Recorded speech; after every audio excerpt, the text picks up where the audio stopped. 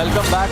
Beijing is rattled by India's offensive first reaction on app ban by China's Ministry of Commerce. Athar Khan joining us with details. Yes, Athar, how do you see this? Well, signs of a conciliatory tone being sounded out by the Ministry of Communication in China. The spokesperson Gao Feng saying that China does not have any discriminative practices for any Indian companies. This comes, remember, just a few days after India banned those 59 Chinese apps as well. And we've seen article after article on the Chinese mouthpiece, Global Times and other publications as well, trying to perhaps play the carrot and stick policy. Doesn't really affect India. India has stood fast and steadfast as far as the national security concerns are at stake here. But this particular statement from Gao Feng does indicate that there is a hint of a conciliatory tone as far as China is concerned, perhaps stunned by the steadfastness of India's decision to ban Chinese apps, as well as reviewing the 5G competitiveness of companies like Huawei, etc. So clearly, the fact that it does harp on, the statement coming in from Gao Feng does harp on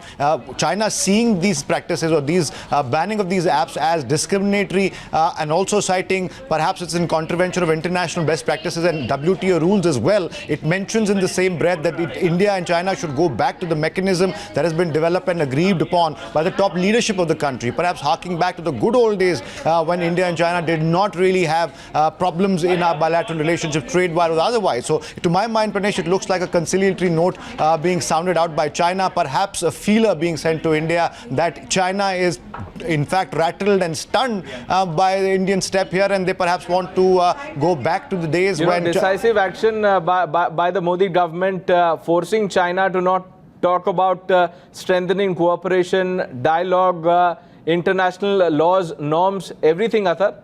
Absolutely, absolutely. The fact that it did catch China by surprise, given the fact there was this understanding in China, various schools of thought said that India was too weak economically, it would not risk trade ties with China by starting off an economic standoff. That has been proven wrong. The government has in fact taken steps that China did not expect. And now we have today's statement from Gao Feng, which clearly indicates that China is quite rattled by the fact that it's not just India that has already banned 59 apps, but also other world powers completely aligned with India's diplomatic policy against China right now, including the US, which are in fact thundering down as far as trade restrictions are concerned, not just in the Hong Kong Autonomous Region after that national security law was passed, but also in mainland China. So clearly, this is a conciliatory note sounded by China. It could be taken as a mini victory for India.